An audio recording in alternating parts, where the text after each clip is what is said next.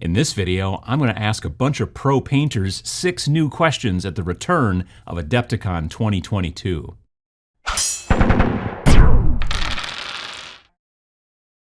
So thankfully, AdeptiCon has returned. I just got back last weekend from AdeptiCon 2022. That's 2 years we missed because of the COVID-19 pandemic. Very, very glad to be back.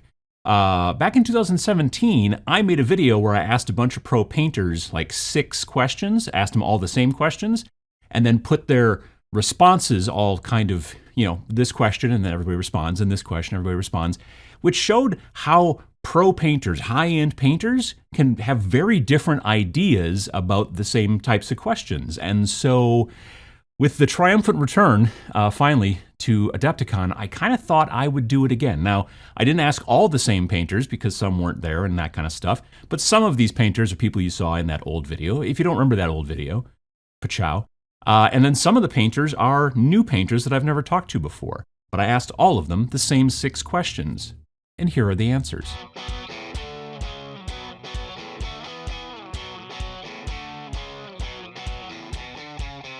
Wet blending, it sped everything up for me.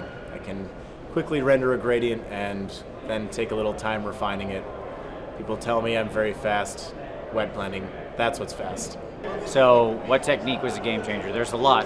The easy answer here is just glazing. I know it's a boring answer, it's a stupid answer, it's something people find challenging, but it usually is the end of the road of every sort of display or high-level paint job. It's almost always required in some way.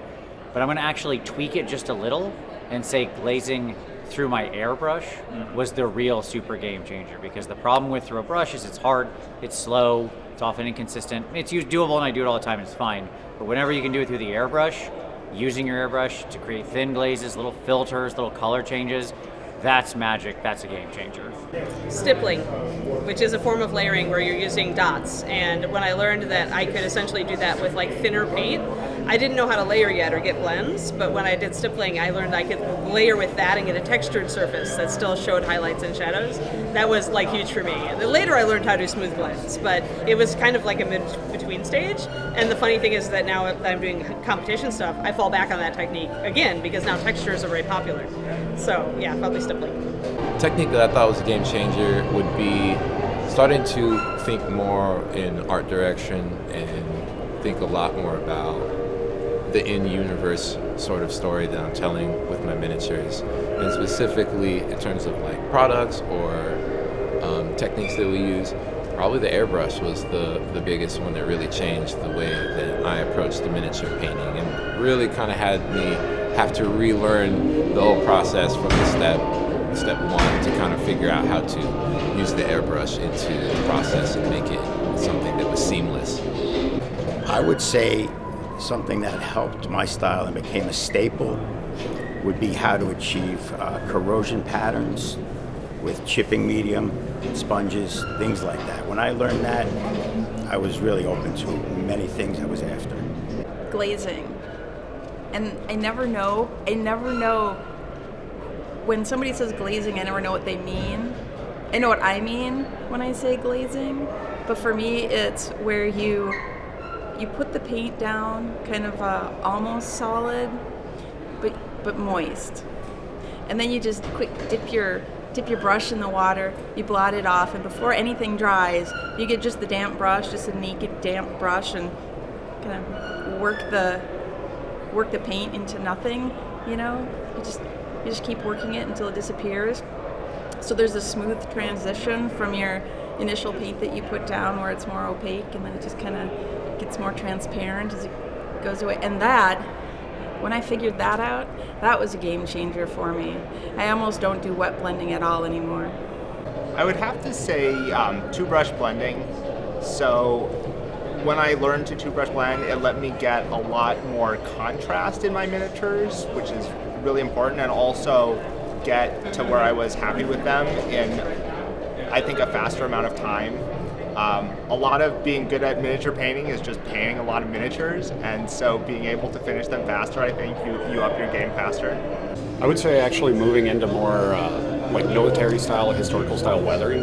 So transitioning from acrylic acrylics to like enamels, doing the clear coating process, and then stippling in like really crazy colors and stuff like that, blending down just to kind of add a finishing effect. And then you can always come back, clear coat it again, and then even do touch-ups again with acrylics. But like that transitioning of medium was one of the things that I used in some of my early pieces. I didn't know if it was going to work, but it seems to. So yeah.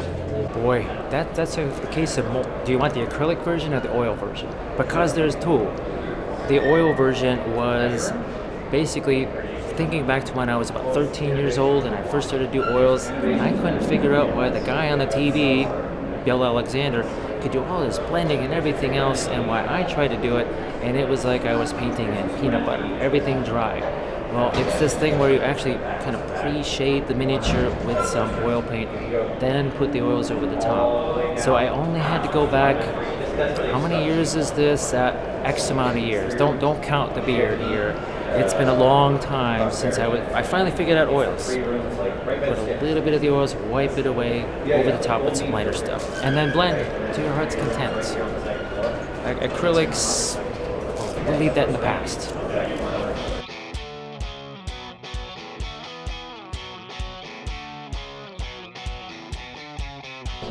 I'd say feathering. Feathering is it. Yeah. It's not a hard concept. You can get the concept. It takes a little bit of mechanics. Once you learn them, I'd say that would be it. Feathering. Yeah. Dry brushing. It's not overlooked, but there's a lot of people who get a little snobbish about it, like, oh my God, dry brushing is for beginners. But it's so not true. It is so handy in anything where you've got texture, like hair, any details, scales, feathers. Dry brushing is huge to bring all that stuff. Otherwise, you're just taking the tip of your tiny little, your sable brush and, every single little thing. No, you dry brush that. Even if it means you're going to do a wash over it to kind of smooth out, sometimes you get that chalkiness, smooth out, or glaze a little something over it just to kind of even it out a little bit. It's still valid, and it still will bring out all these details. So yeah, dry brushing, I'm all for it. It is not only for beginners. It's changed over time, because it used to be that texture was overlooked, and I think a lot of people were trying to get very refined, smooth blends when you can get a lot more interesting result with texture. But I think these days that word has kind of gotten out via the internet and just all these people who are doing texture. So that's probably not the thing these days. But maybe today I would say, I think freehand is one of those things that intimidates a lot of people. So maybe what's overlooked is that there's a lot of kinds of freehand that you can do that are very accessible and not something that you have to be the master of drawing to execute. So patterns can often be, especially like somewhat natural patterns such as animal skins. I did like a zebra hide on a bust where it had like a zebra hide belt that created a really interesting result, and it's not like you have to be precise with the stripes with the zebra. So I think that's a thing that people should do more of. So the easiest technique that everybody should be doing right when they start, and nobody starts with, is wet blending. It's just slapping wet paint around. And the fact is, everybody actually does it and doesn't even think about it. Like, people work on palettes, on their wet palette or their dry palette. They take one paint, they mix it into another. Everybody who's ever made one of these little color rainbows on their palette, that's just wet blending. That's literally all it is. You're just doing it on the miniature instead of on a piece of paper. But if you can do it on the piece of paper, you can do it on the miniature. And it just helps you establish like color gradients and things like that a lot faster. It's a messy technique, but it's also fun, and you don't have to have a lot of skill to do it. People should do it when they start. I think maybe glazing, because it's easier than people think. You're making a really thin slurry of paint, and you're just putting it over to tint something, or just to change the color, maybe to deepen it or make it brighter.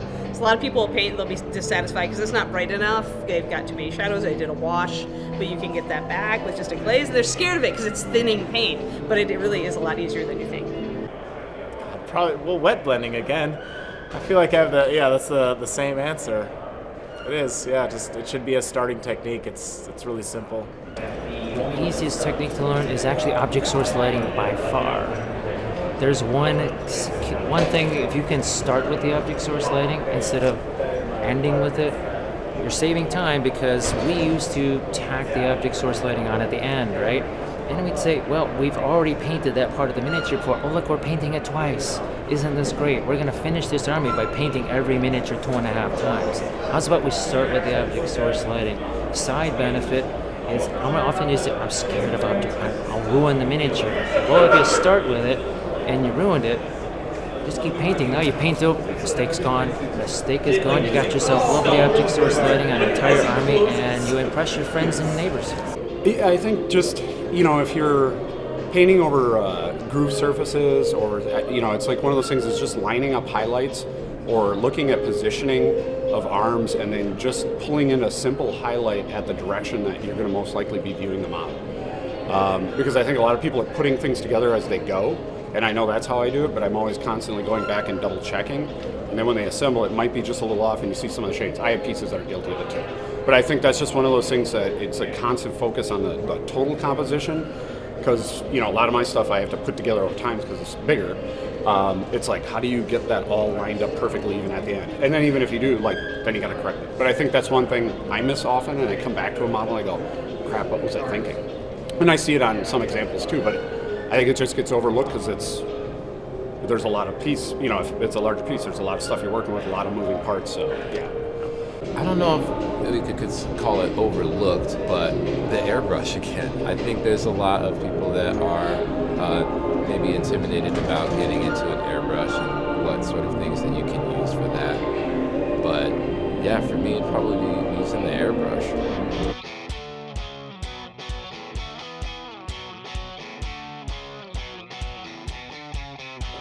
Anybody who's better than me at painting is who I go to for feedback. That is the key. So I find people who I think are better painters than me or have a different point of view than me. Maybe if better is an offensive term to you, then paint differently than you or have a different point of view on the hobby. That's the best place to go. Like someone who knows the world but doesn't think like you, doesn't paint like you, and they'll see things in your work that you don't. That's the bottom line. And you want to get that open feedback. And you're never too good for feedback. Tiger Woods has a golf coach. So, find people who are going to give you an honest opinion and not just tell you it's good. Don't go to your wife. Don't go to your kids. Don't go to your close friends unless they're going to be brutally honest with you. It's easier for me to just say, hey, Jim, what do you think about this? So I'll ask my husband, and usually he'll say, it looks like it's ready just to prime over again. You might as well start over. But I have friends where I'm like, what do you think about these eyes? Do you think do they look even to you? Because I feel like one's looking off in this direction. No, Kathy, they look even. You're being a perfectionist. So I just have friends that are honest with me about things like that. Like, you need a little more highlight. You need to work the midtones a little more saturated. Okay. I'm currently on a group that's called LXP, created by Will Hahn, the League of Extraordinary Painters. It's basically any one of these big, high-profile artists, and we have a chat room, and there's feedback every second between all these big names. Yeah. Very, very fortunate to be part of it. My fiance, and I do Twitch and I do Patreon, and so I actually do post stuff up and ask people what they think, my patrons, because I have some very good painters on there, and I also like getting feedback from intermediate and lower painters, because they'll often spot well, I can't see your eyes clear, or they'll say something like that, and then you've got to listen, because they're not coming to it with that high-end mini painter concept, so you get some useful feedback that way. Every time I go to a convention, I meet all sorts of amazing artists, and I always try and get critiques from them if I can. I usually like to have a few work-in-progress pieces when I go to a convention and get feedback on my pieces from people there. And also my fiance, just like just like Ann said. You know, I don't often ask for critiques or feedback from people. And here at AdeptiCon, we have a lot of people doing competition painting, you know, trying to really bust their chops, get the best sort of quality that they can when it comes to miniature painting, and getting that feedback and stuff. And I've sought feedback from a couple of people. Sam Lenz, I remember asking him, what do you think that I could do differently? And he told me, paint a bust, you know, paint something with bigger surfaces and bigger volumes and that kind of stuff. And that is fun to seek out, but generally I considered myself more interested in just the creative aspects of the hobby and all ways involved when it comes to design, miniature painting. So it's like miniature painting is this little fun niche of it. And that being said, because I'm so interested in all these different aspects of it, I don't really ever put this stuff out for feedback. And generally people don't, you know, non-solicited feedback it doesn't really come the way too much. Usually I'm in a lucky enough position that when people look at the stuff that I paint, that they just say, man, that looks really good, and I like your painting. And then I say, thank you very much, you know. Spent a long time painting that little model, you know. Mainly my friends. You know, Sam Lenz is a good buddy of mine, and obviously I always check in with him. I have a couple other painters that I know just from competitions and stuff, and bounce ideas off one another. And then I always do the dumb check with like my parents or with my girlfriend. Like, does this make sense? You know, and so I mean, this was a long time ago, but yeah, and they would be like, oh yeah, you're trying to tell you this story or trying to emphasize this, and if they don't pick up on it, then I'm like a little worried, and if good painters don't pick up on it, then I'm like really worried. So try to make it obvious. So I don't get any feedback or critique from anybody because I just paint alone. I'm being honest. Twitch. When you live stream your painting for like 100-something hours every month, you're getting direct feedback. Oh yeah. Some of it is, why are you doing that? So explain yourself, sir. Explain yourself. You gotta self-analyze. Why did I do that? Is that really? And I have changed that based on the questions that I get. I can tell you right now, the oil class that I did that didn't happen 2 years ago, fundamentally different because of all of the responses, the questions on Twitch, where I had to literally explain myself. Explain your actions, sir.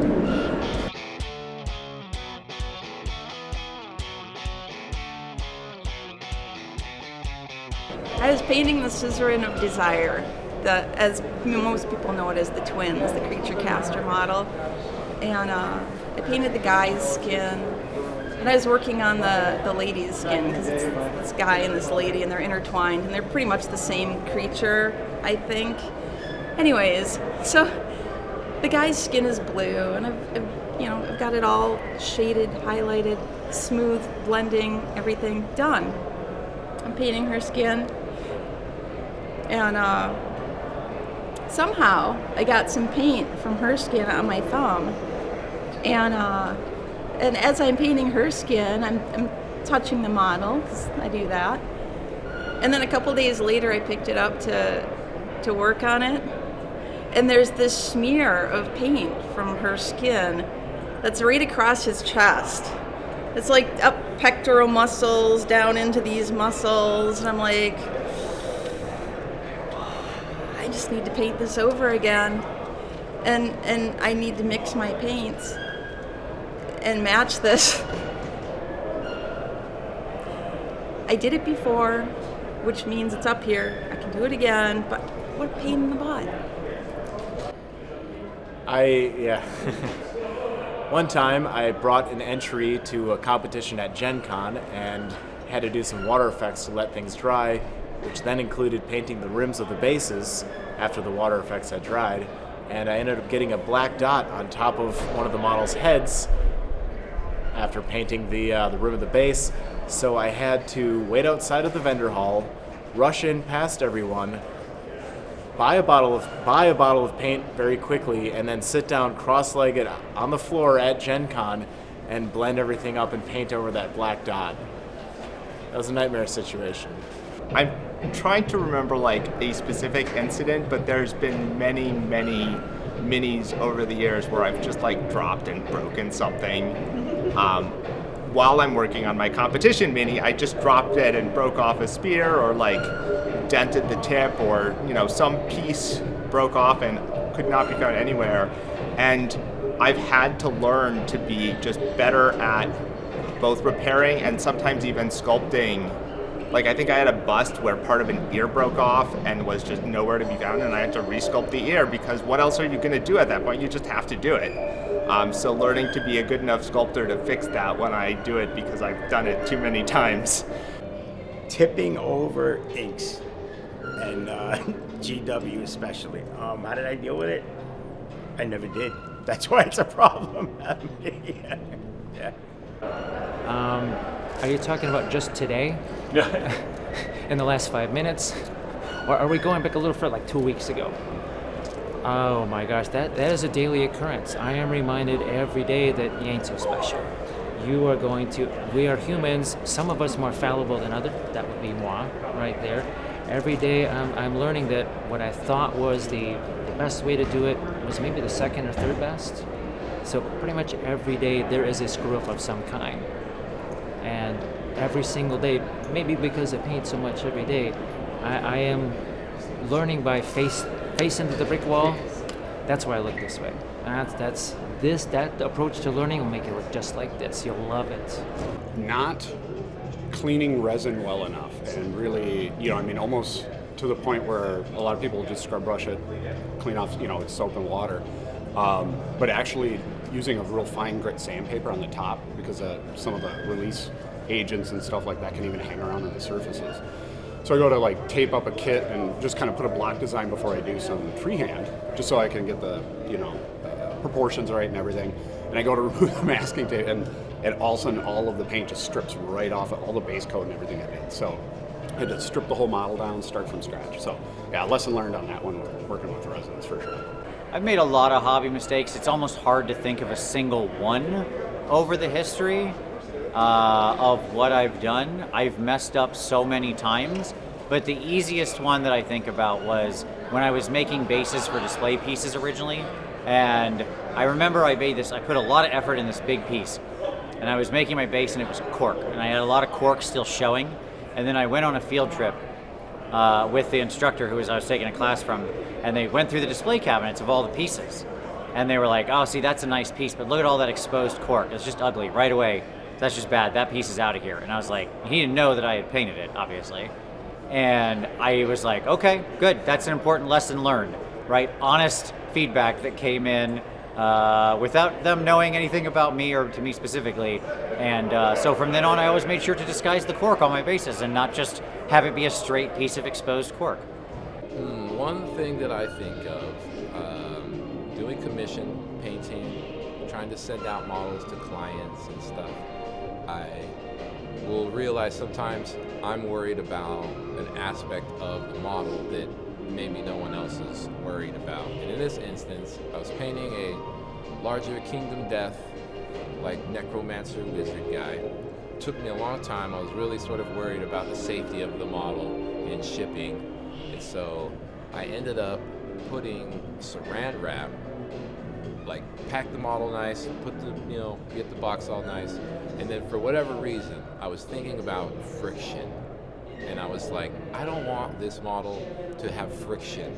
So I will put saran wrap around it very gently, But then I learned that once the model got to my client, that saran wrap had apparently melted to the model in some instances, thus undoing many of my own efforts, just because at the very last second I was like, I don't want this to rub, and then I don't want the paint to rub off. So I'll instead fuse plastic wrap to the model from here on, So apparently those shipping warehouses can get really hot.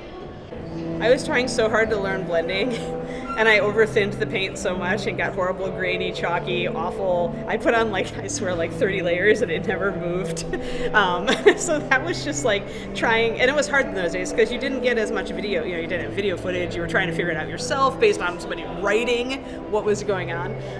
So I think I just had to sit there and just chug away at it. And I think that's my mentality now, is if something isn't working, I just keep trying different things, because eventually you'll get there, not get discouraged.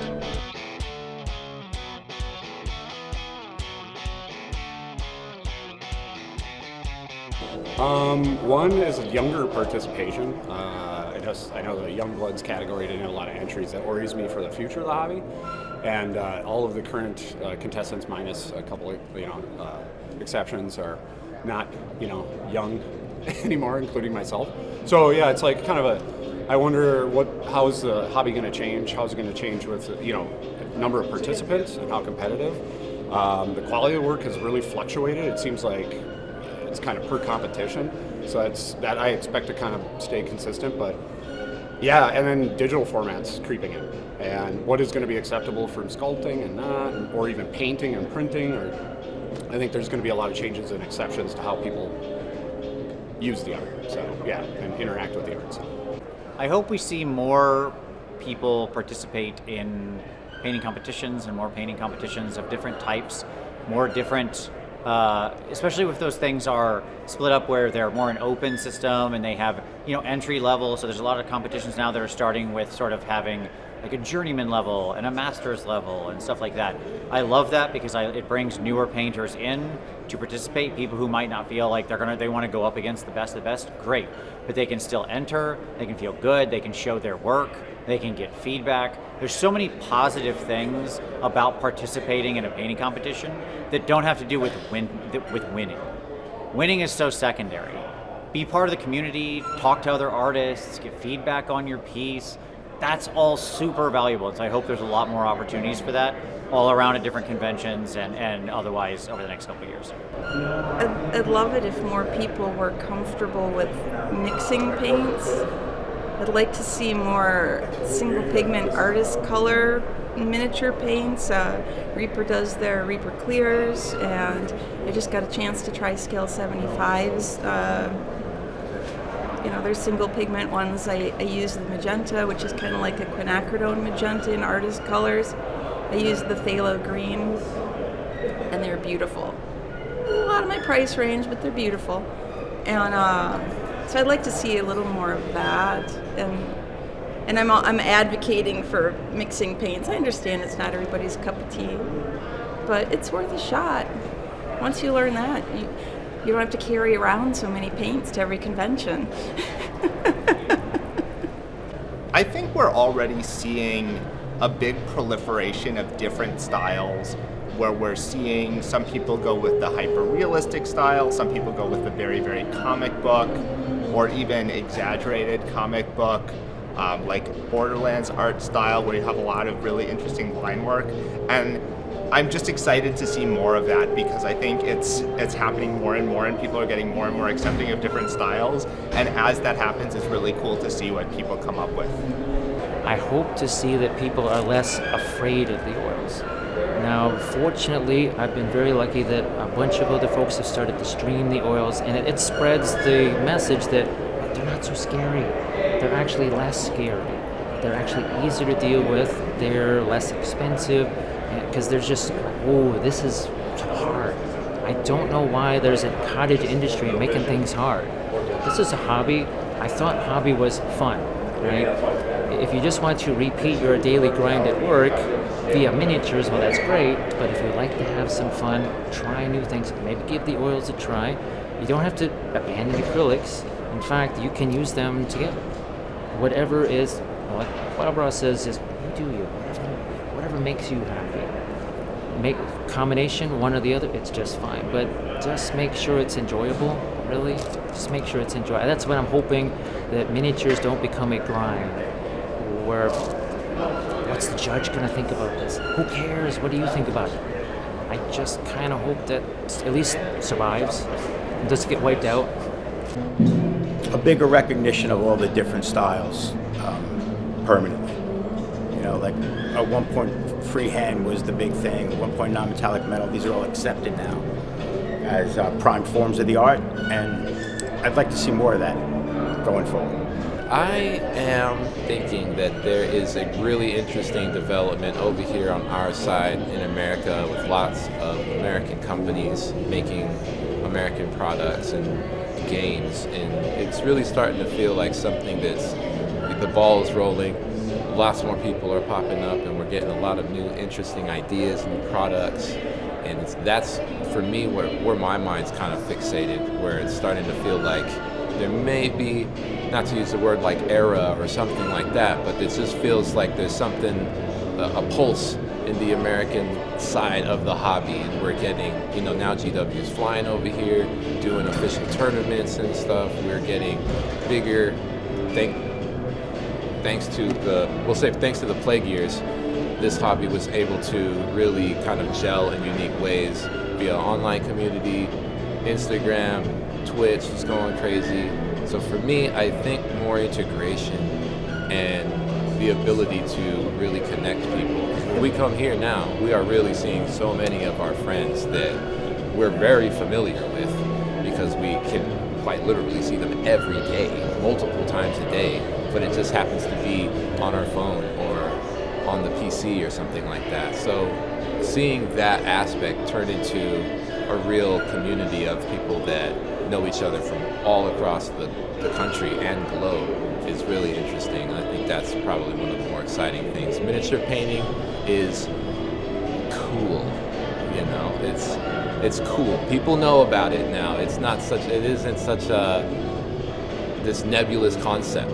It isn't as difficult to describe as it once was as to why one might want to paint a miniature, And so, getting cooler, getting more excited about the things that we do, and it's growing at a pretty nice pace.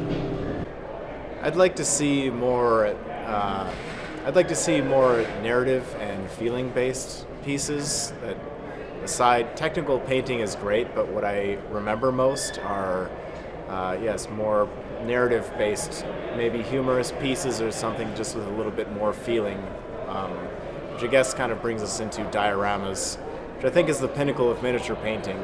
So I will be doing more of that. I'd like to see more of what I'll be doing. I'd like to see actually more competitions. I'd like to see more competitions geared toward intermediate painters to encourage people to enter that, not just top 3, but more like open system, like some competitions do, where you can kind of get a lot of feedback from the judges. That's really, I think, key, is being able to get feedback from the judges on your work, and encouragement, being able, from a judge perspective, being able to encourage people who are doing really good stuff. And you really want it, you're like, oh, just keep working. You'll get so good. I know you can. That kind of thing. More women in the hobby too. You hear? More women.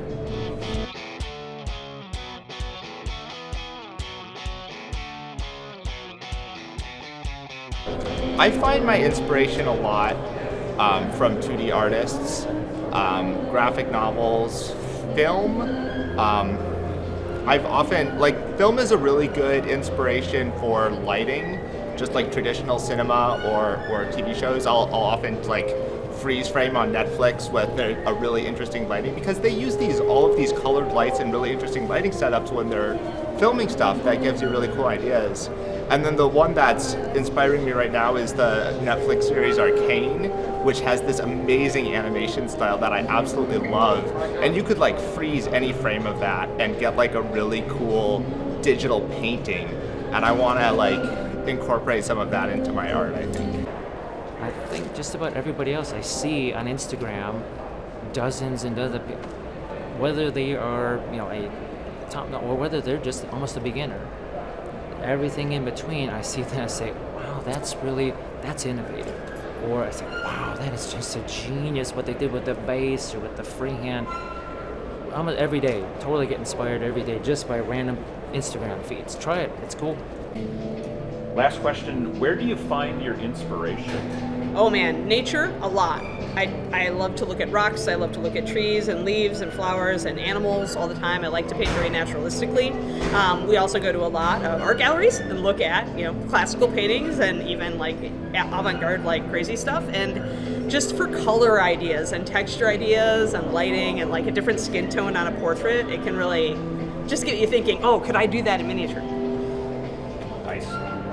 Thank you very much. If I get an idea, if I'm inspired by an idea, I try my best to make that idea a realistic idea, or reality, I should say, as if I'm getting inspired to give that idea or to do that idea, it's because it's coming from what I like to call the will of the universe. It's something that someone wants, and it's just not only me, you know. There's this idea that if I have an idea about something, it's a great possibility that hundreds, if not thousands of people also feel or have that same thought or same feeling about something. And it's really about who exercises that creativity to try to bring that in reality first. And that allows people to interact with that thing, and you'll get people that say, "Oh, I love this game. I've always wanted to see a game like this. Like, I thought about this idea, and it's so cool to see it in real life, or this sort of execution." So for me, once I get an idea, I like to try and follow it through, because I'm inspired simply by the idea that because I'm doing this, that someone will be kind of stoked by it, hopefully in the same way that it seems as if what makes it cool is because they had this similar idea. I wanted to do that too. I wanted to paint my Dark Eldar just like that. Or I wanted to paint my Iron Golems in that scheme too. Like, I love how you did that color, and now that I see what you did, it's much more feasible for me, and now I'm gonna go paint mine in the way that you did, or yada, yada, yada. So there's this weird creative inspiration through line, I think, going through lots of creative people's minds at any time. And it's all about who's gonna step up to the plate and make that thing into reality, bring that out to the people so that everyone can enjoy. And in that way, just the cycle kind of repeats. As the more people get inspired, the more people get inspired. Usually in the fluff. And I always find I love a lot of Dan Abnett's writing and everything, and there would always be little short stories that in like some of his collections, or it was heresy novels and stuff, or I think he had the first one. But I always like the way he describes things, and then I look to events that the way he described it is what's in my mind. It may not be that story, but I just always liked his description of the world, and then of course the art, and you just pull it out and you kind of meld the two together. But I always like to tie it to something in the fluff, like a point in time. So, and usually obscure or small, like not big. I don't know if that makes sense. Everywhere.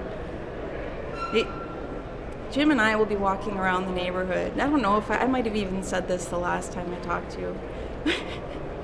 We're walking around the neighborhood and looking at the cars parked on the street, and like, that looks kind of Space Wolves gray, that car, don't you think? Look at the reflections of it, you know, of the sidewalk in the sides of this car. Look at the reflections. Look at the way the chrome is reflecting, you know, its surroundings. And these are things where we're observing this and talking about it. And so it's a conscious thing. So you can apply it to your models then a little bit easier if you start thinking about things that way and observing them, or observing like the way the color of your shirt reflects off of your, you know, your skin right here, you know, these kind of things. It all helps. I find inspiration in all things. It can be music, nature, other people's artwork in all of its forms. It's everywhere. I'm constantly just looking at the world and analyzing it and thinking about how it's going to make me paint more, or how can I replicate that. Just the observation of how light plays on materials. Like, it is everywhere, because all I'm thinking about is painting most of my time. So yeah, it's inspiration in all things. Cool. That's it, man. I hope that was good. Yeah. It was. Everywhere, outside. I'm always looking around to take pictures. My current unit of orcs that I'm working on, commandos, I got the green and pink color scheme idea from Little Shop of Horrors plan, the Audrey too. So it's everywhere. It's everywhere. Cool. Alrighty. Let me get... Everywhere. I will tell you the easiest story of my inspiration. On the way to this convention, to Adepticon, I was driving, and we got behind a truck, and the back of that truck had all this beautiful streaking and grime and rust like dripping down it. It was magnificent. It was one of the most beautiful, streaking, weathered vehicles I've ever seen in my life. And I made Tom take my phone and take a picture of the truck to use as a reference for the next time I paint a white vehicle. The world is inspiration. Just be aware and watch for it. 1, 2, 3, folks.